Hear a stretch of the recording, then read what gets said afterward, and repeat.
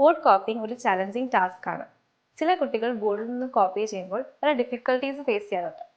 Spelling mistakes, omissions, ഒത്തിരി time എടുത്ത് എഴുതുക, ഇൻകംപ്ലീറ്റ്നെസ്, അങ്ങനെ പല ചാലഞ്ചസ് കുട്ടികൾ ഫേസ് ചെയ്യും. ബോർഡ് കോപ്പിങ്ങിൽ വരുന്ന ഈ ബുദ്ധിമുട്ടുകൾ എങ്ങനെ മാറ്റാം, ഇതിനെപ്പറ്റിയാണ് ഞാൻ പറയാൻ പോകുന്നത്. ഞാൻ മേഘ്ന, പ്രയത്നയിൽ സ്പെഷ്യൽ എഡ്യൂക്കേറ്റർ ആയിട്ട് വർക്ക് ചെയ്യും. ബോർഡ് കോപ്പിങ്ങിൽ ഏറ്റവും ആവശ്യം വിഷനാണ്.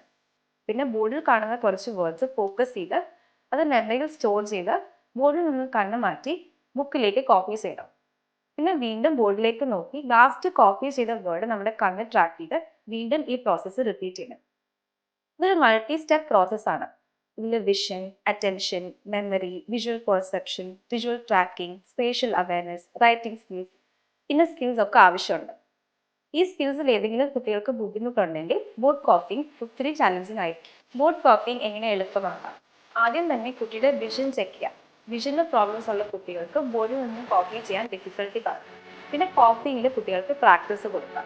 ആദ്യം സെയിം പേജിലുള്ള കുറച്ച് വേർഡ്സ് അല്ലെങ്കിൽ സെന്റൻസസ് കോപ്പി ചെയ്ത് കുട്ടികൾക്ക് പ്രാക്ടീസ് കൊടുക്കാം. പിന്നെ ഒരു പേജിലുള്ള വേർഡ്സും സെന്റൻസസും കുട്ടീനെ കൊണ്ട് ഫോക്കസ് ചെയ്യിപ്പിച്ച് പേജ് മറിച്ചിട്ട് അടുത്ത പേജിൽ കുട്ടീനെ കൊണ്ട് എഴുതിക്കുക. ഇവിടെ കുട്ടി വേർഡ്സ് ഫോക്കസ് ചെയ്ത് മെമ്മറിയിൽ സ്റ്റോർ ചെയ്തിട്ട് വേണം എഴുതാൻ. ഈ സെയിം പ്രോസസ്സ് തന്നെയാണ് ബോർഡ് കോപ്പീസ് നടക്കുന്നത്. അപ്പോൾ ഇങ്ങനെ പ്രാക്ടീസ് കൊടുക്കുമ്പോൾ ബോർഡ് കോപ്പിംഗ് കുറച്ചുകൂടി ഈസിയർ ആയിരിക്കും. പിന്നെ വിഷ്വൽ ട്രാക്കിങ്ങിൽ കുറച്ച് ആക്ടിവിറ്റീസ് കൊടുക്കാം.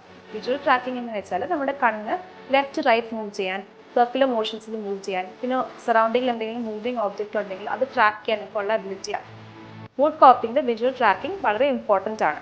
അപ്പോൾ അതിനായിട്ട് മേസ് ആക്ടിവിറ്റീസ്, പിന്നെ ഒരു ലൈൻ വരച്ചിട്ട് ലെഫ്റ്റ് റൈറ്റ് കുട്ടീനെ കൊണ്ട് സ്റ്റിക്കേഴ്സ് ഒട്ടിപ്പിക്കാം. പിന്നെ ഒരു പേജിൽ കുറച്ച് ലെറ്റേഴ്സ് അല്ലെങ്കിൽ ഷേപ്സ് കൊടുത്തിട്ട് ഒരു പെർട്ടിക്കുലർ ലെറ്റർ അല്ലെങ്കിൽ ഷേപ്പ് ഐഡൻറ്റിഫൈ ചെയ്യാൻ കുട്ടികൾക്ക് പ്രാക്ടീസ് കൊടുക്കാം. ഇങ്ങനെ വിഷ്വൽ ട്രാക്കിംഗ് കുറച്ച് ഡെവലപ്പ് ചെയ്യാൻ പറ്റും. പിന്നെ സബ് വോക്കലൈസ് ചെയ്യാൻ കുട്ടീനെ ട്രെയിൻ ചെയ്യുക. സബ് വോക്കലൈസ് എന്ന് വെച്ചാൽ വായിക്കുന്ന വേർഡ്സ് അല്ലെങ്കിൽ വേർഡ്സ് വായിക്കുമ്പോൾ സൈലന്റ് ആയിട്ട് മൗത്ത് മൂവ് ചെയ്യുന്നതാണ് സബ് വോക്കലൈസ് എന്ന് പറയുന്നത്. ഇങ്ങനെ ചെയ്യുമ്പോൾ കുട്ടികൾക്ക് വേർഡ്സ് മെമ്മറൈസ് ചെയ്യാൻ കുറച്ച് ഈസിയർ ആയിരിക്കും. അതുപോലെ തന്നെ കോഗ്നിറ്റീവ് ലോഡ് കുറയ്ക്കും. അപ്പോൾ ബോർഡ് കോപ്പിംഗ് കുറച്ചുകൂടി ഈസിയർ ആയിരിക്കും. റൈറ്റിംഗിൽ ഡിഫിക്കൽട്ടി ഉള്ള കുട്ടികൾക്ക് അതിൽ സപ്പോർട്ട് കൊടുക്കുക.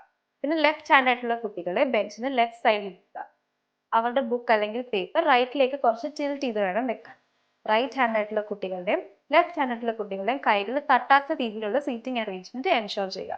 പിന്നെ ബോർഡിന്റെ ഫ്രണ്ടിൽ എന്തെങ്കിലും ഡിസ്ട്രാക്റ്റിംഗ് ആയിട്ടുള്ള ഐറ്റംസ് അല്ലെങ്കിൽ മെറ്റീരിയൽസ് ഉണ്ടെങ്കിൽ അതെടുത്ത് മാറ്റാൻ ശ്രദ്ധിക്കുക. പിന്നെ എപ്പോഴും ശ്രദ്ധിക്കുന്നത് ബോർഡിൽ എഴുതുമ്പോൾ കോൺട്രാസ്റ്റിംഗ് ആയിട്ടുള്ള കളർ ചോക്സ് യൂസ് ചെയ്യുക. അതുപോലെ തന്നെ ഓരോ ലൈനിൻ്റെ ഇടയിലും അത്യാവശ്യം ഗ്യാപ്പ് വെച്ചിട്ട് വേണം എഴുതാൻ. ഇങ്ങനെയുള്ള കാര്യങ്ങൾ ശ്രദ്ധിക്കുമ്പോൾ കുട്ടികൾക്ക് ബോർഡിൽ നിന്ന് കോപ്പി ചെയ്യാൻ കുറച്ചുകൂടി എളുപ്പമായിരിക്കും. Thank you.